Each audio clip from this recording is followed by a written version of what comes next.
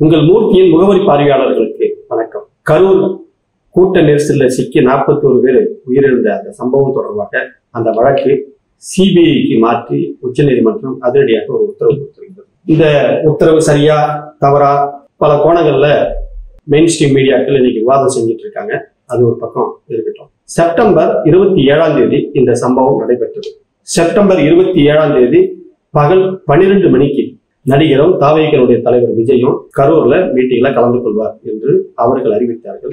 அரசாங்கத்திடம் அவர்கள் கொடுத்த கடிதத்துல மாலை 3 மணியிலிருந்து இரவு 10 மணிக்குள்ள அவர் கலந்துக்குவாருன்னு சொல்லிட்டு அரசாங்கத்துக்கு ஒரு கடிதம், காவல்துறைக்கு ஒரு கடிதம் கொடுத்திருக்காங்க. எங்களுடைய தலைவர், நம்முடைய தலைவர் பகல் 12 மணிக்கெல்லாம் வந்துருவாரு அப்படின்னு சொன்னதுனால காலையில 9 மணியிலிருந்து ஏராளமான தொண்டர்கள், ரசிகர்கள் அணி அணியாக வந்து குவிய தொடங்கிட்டாங்க. இப்ப காலையில 9 மணிக்கு வந்தவங்க விஜய் ஏழைகள் வாகல உள்ள நுழைகிறாரு மீட்டிங்குள்ள. சுமார் ஒரு 7 மணி நேரம் 8 மணி நேரம் தண்ணி இல்லாம, பாத்ரூம் போறதுக்கான வசதி வாய்ப்புகள் இல்லாம, உணவு இல்லாம, சின்ன சின்ன குழந்தைகள் உட்பட 41 பேர் அந்த கூட்ட நெரிசல சிக்கி பலியாயிருக்காங்க. பலியான உடனே, அந்த சம்பவம் நடந்த உடனே நடிகர் விஜயோ அந்த கட்சியினுடைய அடுத்த கட்ட நிர்வாகிகள், தலைவர்கள் அப்படின்னு சொல்லக்கூடிய மாவட்ட நிர்வாகிகள், ஒன்றிய நிர்வாகிகள் ஒருவர் கூட சம்பவ இடத்தில் இல்லாமல் இல்ல தலை திரிக்க துண்ட காணும் துணியை காணணும் விளையாடிட்டாங்க. 4 மணி நேரம் கழிச்சுதான் அவர் ட்விட்டர்ல வருத்தத்தை தெரிவிக்கிறார்.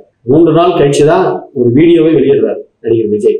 மக்கள் மீது அவருக்கு இருக்கக்கூடிய பற்றும், அவர் மக்கள் மீது வச்சிருக்கக்கூடிய விருப்பங்கள் இவ்வளவுதான். இந்த சம்பவம் நடந்த உடனே திமுகவுடைய சட்டமன்ற உறுப்பினர், முன்னாள் அமைச்சர் செந்தில் பாலாஜி சம்பவ இடத்துக்கு போயிட்டார். அன்பில் மகேஷ் பொய்யாமொழி அவர் போயிட்டார்.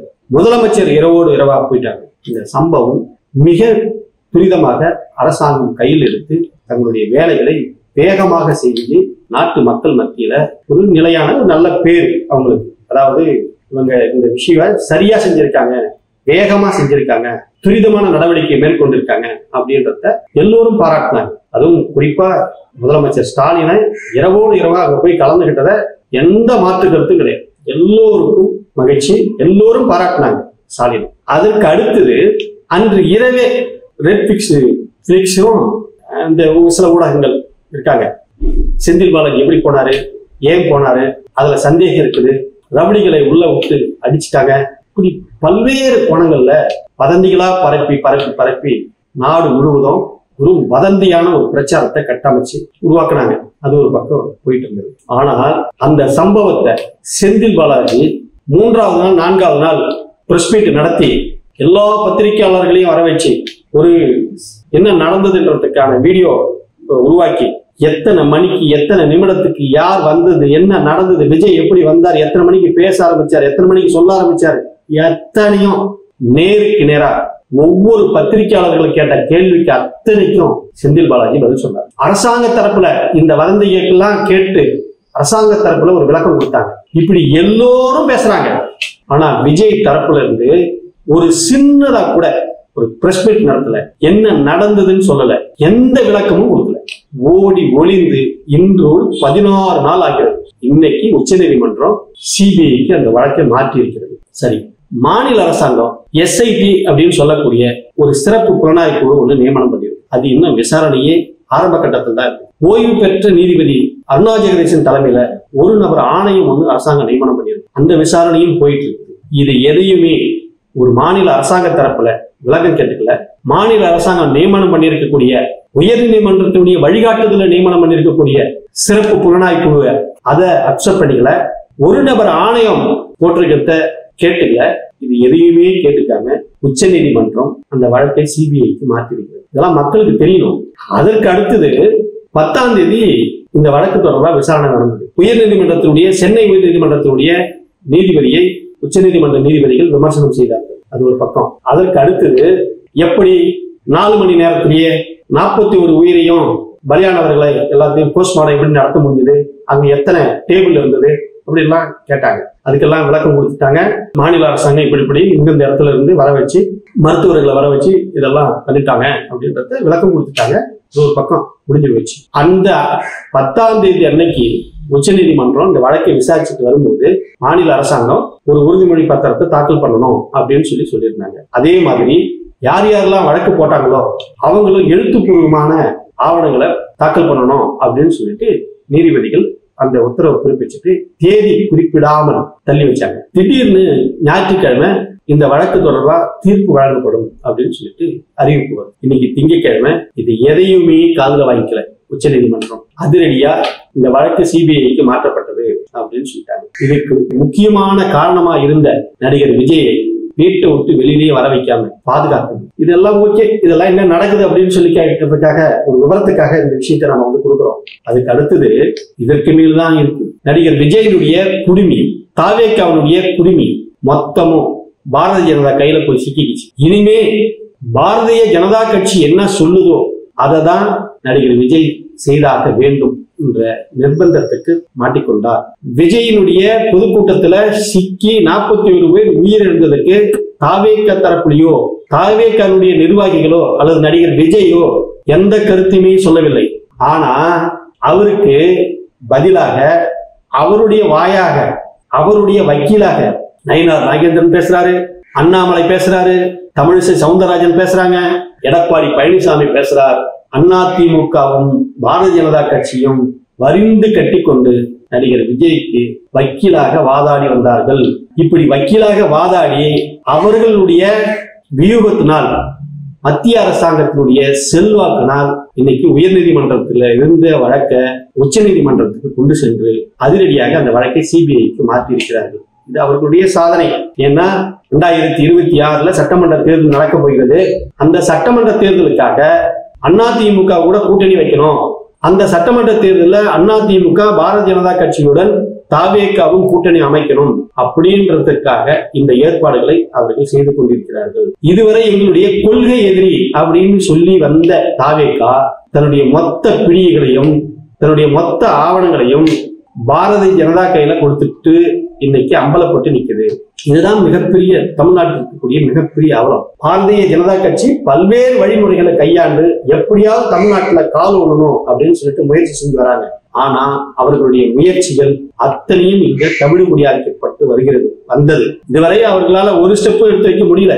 ஆனா இன்னைக்கு விஜய் தானா போய் வலையில சிக்கிக்கிட்டார். விஜய் கிட்ட இருக்கக்கூடிய இந்த லட்சக்கணக்கான இளைஞர்கள் ரசிகர்கள் பிஜேபி பக்கம் போயிடுவாங்க அப்படின்னு சொல்லி தவறா ஒரு கணக்கு போட்டு கொண்டுட்டு வந்து இந்த வேலைகளை செஞ்சுட்டு இருக்காங்க. விஜய் மிகப்பெரிய ஒரு சிக்கல்ல மாட்டிக்கிட்டாரு. அந்த கூட்டத்துல ட்ரோன் கேமரா வச்சு சினிமா ஷூட்டிங் நடத்தியது, அவருடைய வாகனத்துல மிக நவீன கேமராக்களை பொருத்தி சுத்தீர வச்சிருந்தது, இது அத்தனையும் மாநில விசாரணை ஆணையம் கேட்டிருக்கிறது. அந்த விசாரணை ஆணையத்தின்படி அவர்கள் வச்சிருக்கக்கூடிய வீடியோக்களை அவர்கள் கேமராக்களில் பதிவான விஷயங்கள் மாநில அரசாங்கத்து கையில வந்துட்டா நாம அவ்வளவுதான், இனிமே நம்ம வந்து தப்பிக்கவே முடியாது அப்படின்னு முடிவு பண்ணிதான் இவர்கள் அவசரமாக இவர்கள் செய்த பிழைகளில் இருந்து தப்பிப்பதற்காக இவர்கள் செய்த மோசடியிலிருந்து தப்பிப்பதற்காக சிபிஐ விசாரணை கேட்டு இன்னைக்கு போய் உச்ச நீதிமன்றத்துல அதை வாங்கிட்டு வந்துட்டாங்க. இதற்கு மேல இவர்கள் தப்பித்து விடலாம், இனிமே நாம வந்து நம்மளை யாரும் ஒண்ணும் பண்ண முடியாது, நாம இனிமே வந்து தப்பிச்சிடலாம் அப்படின்னு சொல்லி நினைச்சுக்கிட்டு இருக்காங்க. அது சிபிஐக்கு போனாலும் சரிதான், மாநில சிறப்பு விசாரணை குழு கிட்ட போனாலும் சரிதான். இனிமே நடிகர் விஜயனுடைய ஆளுமை அவ்வளவுதான். நடிகர் விஜய் கிட்ட ஆளுமையே கிடையாது. அது வேற. ஆளுமைனா என்ன பண்ணிருக்கணும்? 41 பேர் சத்ததுக்கு இந்நேரம் அவர் களத்துல வந்திருக்கணும், மக்களை சந்திச்சிருக்கணும், பத்திரிகையாளர்களை சந்திச்சிருக்கணும், பேசியிருக்கணும்.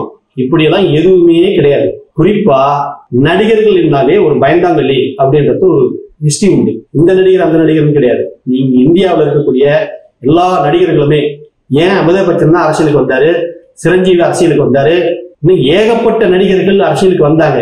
அவங்க எல்லாமே ஏன் பயந்து ஒடுங்குறாங்க அப்படின்னு சொல்லி கேட்டா, இயல்பாவே அவர்களிடம் கருப்பு பணங்கள் அதிகமாக இருக்கும். இயல்பாவே அவர்கள் அரசாங்கத்திடம் கணக்கு காட்டாத பணங்கள் நிறைய வைத்துக் கொண்டிருப்பார்கள். அதனால் அவர்கள் அரசியலுக்கு வந்து வெளிப்படையாக எதுவும் பேச முடியாது. அப்படி பேசினா மாட்டிக்குவாங்க. அரசியலுக்கு வந்தாலே அவங்க வந்து வழக்கு அது இது நிறைய சந்திக்க வேண்டிய சூழ்நிலை இருக்கும். அதனால பொதுவாகவே நடிகர்கள் அரசியலுக்குள் வருவதால் இந்த அரசியல் என்பதை சினிமா கிடையாது. ஒரு 2.5 மணி நேரத்தில் ஆட்சி பிடிச்சிடலாம் சினிமாவில். ஆனா அரசியல் அப்படி கிடையாது. இதுல அவ்வளவு பெரிய நெருக்கடி இருக்கிறது. மக்களை சந்திச்சாகணும், மக்களை நேசிச்சாகணும், மக்களுக்கு இருக்கக்கூடிய பிரச்சனைகளை ஃபேஸ் பண்ணி ஆகணும். ஒன்னும் வீட்டுக்குள்ளேயோ அல்லது கண்ணாடி மாளிகைக்குள்ள உட்கார்ந்துகிட்டோ ஒரு ஆட்சி அமைச்சர வாய்ப்பு இல்லை, சாத்தியம் இல்லை. அது நடிகர் விஜய் புரிஞ்சு கொள்ளவே இல்லை.